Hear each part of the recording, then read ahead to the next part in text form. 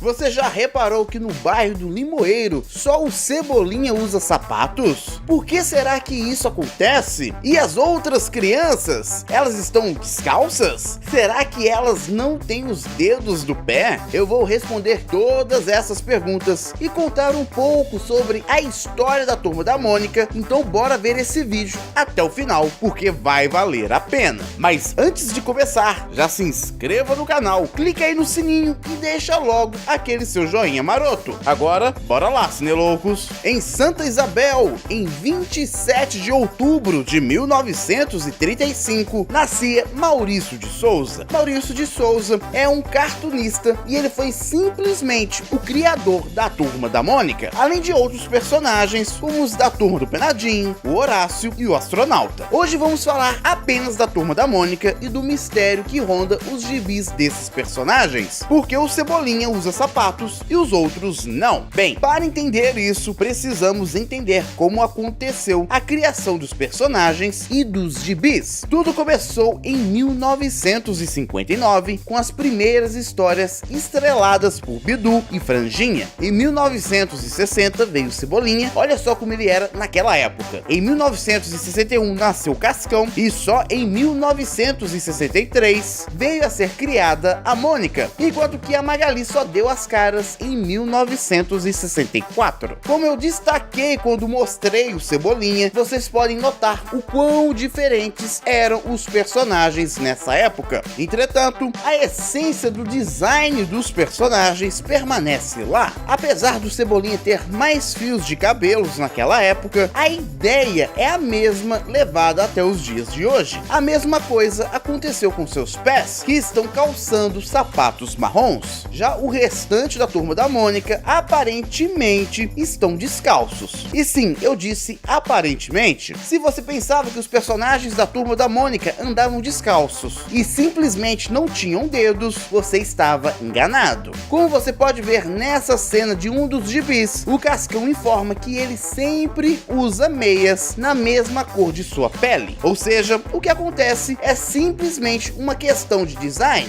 Vou explicar. Lembra que eu contei que o Cebolinha e o Franjinha vieram primeiro que os outros personagens? Então, eles têm sapatos porque, como o próprio Maurício de Souza já explicou, ele tinha mais tempo para desenhá-los. Nisso, ele criou os primeiros personagens usando sapatos. Quando foi criar os outros e seu tempo diminuiu, ele simplificou o traço e os fez parecer que tinham pés descalços, sem dedos. Resumindo, o que acontece é que o Maurício de Souza não desenha com detalhes os sapatos dos outros personagens da Turma da Mônica, mas sim, eles estão usando sapatos. E agora eu quero saber o seguinte: o que vocês gostariam de ver sobre a Turma da Mônica aqui no canal? Coloquem aí nos comentários. Obrigado por assistir e até amanhã.